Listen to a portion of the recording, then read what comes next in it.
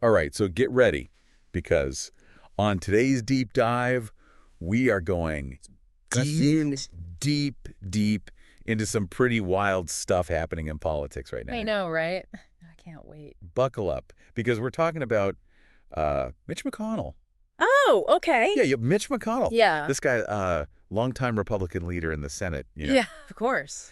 But lately, he's been doing things that have I've heard about this. people confused. Yeah. Really confused. I'm one of them, honestly. Yeah. Like, what is going on? It's like he's gone rogue or something. Yeah, like he's not following the playbook anymore. Exactly. And that's exactly what we're going to dive into today. Okay, good. So our source for this deep dive is this CNN Politics article. Okay. It's called McConnell, Free from Leadership Constraints, Bucks Trump, and the Evolving GOP. Whoa. That title is a mouthful. I know, right? But it sounds juicy. I like it. Right. It sets the stage, Totally. And it goes into these votes that McConnell has cast. Yes. Well, they've put him at odds with, like, everybody. Really? Like everyone in the Republican Party? Pretty much. Even Trump? Oh, especially Trump. Oh, wow. This is going to be good. Oh, yeah. So, like, what kind of votes are we talking about here? So the article highlights 3 of Trump's cabinet nominees Okay. that McConnell voted against. And get this. Yeah. He was the only Republican who did so. Ooh, seriously? Every single time? Every single time. That's a huge statement. It is, right? Yeah, that's not just a little disagreement. That's a big old middle finger to the party. Yeah, it's like he's intentionally drawing a line in the sand. Okay, I'm hooked. Tell me more about these nominees. Okay, so we've got Pete Hegseth. Oh, yeah, I know that guy. Right. Former Fox News guy, right? Yeah, exactly. Okay, and what was he nominated for? For Secretary of Defense. Oh, wow, that's a big one. Yeah, and then there's Tulsi Gabbard. Tulsi Gabbard, interesting. Yeah, for Director of National Intelligence. So the head of all the intelligence agencies, basically. Yep, that's the one. Wow. And last but not least, Robert F. Kennedy Jr. RFK Jr., huh? Okay, I see where this is going. Right, for Health and Human Services, so, Big implications for public health policy. Exactly. This is getting really interesting. Oh, yeah. So, like, what's the deal with these votes? Why is McConnell going against his own party like this? Right, well, the article digs into his reasoning for each vote, and it reveals a lot about where he stands, like his individual views. Okay, I'm all ears. Okay, so let's start with Hegseth. Okay. McConnell said he lacked experience. Okay. Especially when it comes to China. Yeah, China's a big deal right now, like globally. Right. So for McConnell to single that out. He must have some serious concerns about Hegseth's ability to handle it. Exactly. Like, he's not convinced Hegseth is the right person for the job, Yeah, that makes sense. What about Gabbard? Okay, so with Gabbard, remember she's a former Democrat, right? Yeah, I remember that. She's kind of all over the place politically. Exactly. And McConnell pointed to her past statements. Oh, yeah, she's made some pretty controversial ones. Right. Okay, and what did McConnell say about them? He called them lapses in judgment. Lapses in judgment. Interesting choice of words. Right. It's like he's saying he sees a pattern of behavior. Yeah, like it's not just a one-off thing, it's a bigger issue for him. Exactly. And it doesn't matter that she switched parties, Okay, so he's not just playing party politics here. Seems like it. This is fascinating. And then there's Kennedy. RFK Jr.? Yeah. So this is where it gets really, really interesting. Okay, lay it on me. McConnell, he's a polio survivor, right? Yeah, I did know that. And he was really concerned about Kennedy's stance on vaccines. Oh, wow. That's a big one. Right. Especially with the whole anti-vax movement gaining so much traction lately. Yeah, that's a really bold move for McConnell to take such a public stand against that. It is. It's like he's putting public health ahead of politics. Yeah, like he's drawing a line and saying, this is where I stand no matter what. Wow. I'm impressed. Me too. Okay, so how did Trump react to all of this? Well, Trump being Trump, he did not take it well. I can imagine. The article has some of the things he said about McConnell. Okay. And they're brutal. Like what? Give me the dirt. Okay, so he said McConnell was not equipped mentally. Whoa. Okay. Yeah. That's harsh. Right. Then he said that McConnell had lost his power. Ouch. That's gotta sting. And this is like the lowest blow, he even questioned whether McConnell actually had polio. Seriously? Yeah. That's just messed up, even for Trump. Right. It's like he's trying to completely discredit McConnell. Yeah, it's personal. Very personal. So what do you think all this means for the Republican Party? Like, is this the beginning of the end for them?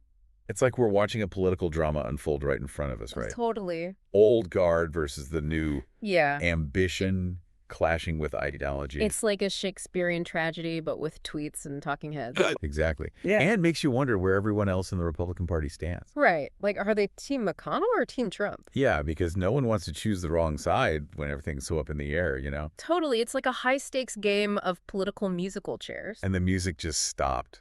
It's like everyone's holding their breath, waiting to see who makes the first move. Right, like one wrong step and it could be game over. Totally.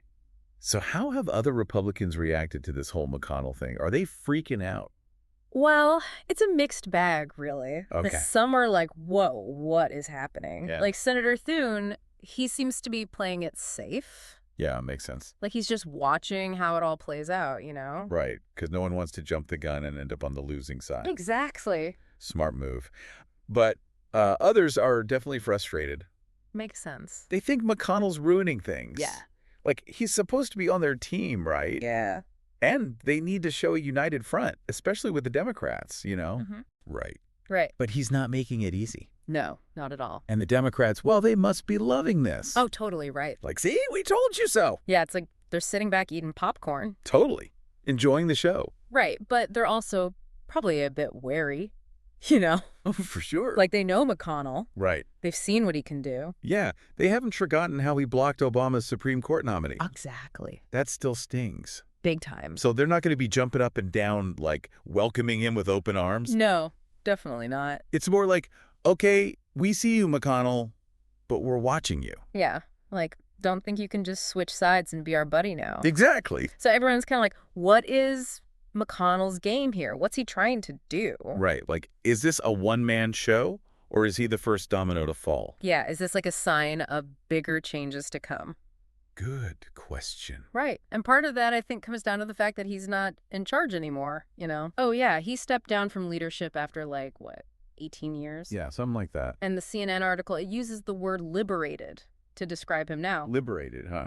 Yeah, like he's finally free to just do his own thing, you know? No more party pressure. Exactly. He can just vote his conscience. That's the idea. Interesting. And one area where he seems to be breaking away from the Trump crowd Yeah. is on foreign policy. Ah, okay. The article talks about how McConnell's always been a big believer in free trade Okay. and a strong global presence for the U.S. Makes sense. He's been around forever. Yeah, and that puts him at odds with Trump's, Trump's America First thing. yeah, exactly. That more isolationist approach. Yeah, and remember those tariffs Trump put on China? Oh, yeah, those were a big deal. Well, McConnell criticized them publicly. Really? He said they were hurting American businesses and workers.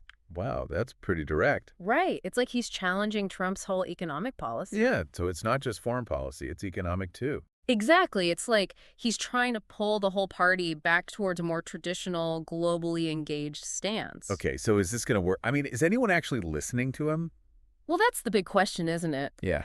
And the article brings up an interesting example from McConnell's home state. Kentucky. Yeah, Kentucky. Okay. So apparently the people who want to run for his Senate seat in 2026. Wow, already thinking that far ahead. I know, right? Yeah. But they're already distancing themselves from McConnell. Oh, well. They're all about Trump. They think that's how they'll win. So it sounds like this fight for the soul of the Republican Party. Yeah. It's far from over. It's just getting started, And McConnell's right in the thick of it. whether he wants to be or not. Right, exactly. And then there's the whole human side of things, you know? Oh, right. The article mentioned that he's had some health issues lately. Yeah, he's been using a wheelchair, had some falls. Yeah, and he's seemed more, I don't know, distant. Yeah, more isolated. So you got to wonder if that's playing a role in all of this. Right, like facing your own mortality can make you rethink your priorities. Yeah, for sure. Maybe he's thinking about his legacy now, Yeah. and he wants to do what he thinks is right, even if it means... Even if it means going against his own party. Exactly. Wow, that adds a whole other layer to this whole thing, doesn't it? It does. It's not just politics, it's personal, too. Yeah, it reminds us that these political figures are still human beings, you know? Right, they had their own struggles, their own doubts. They're trying to find their way, just like the rest of us.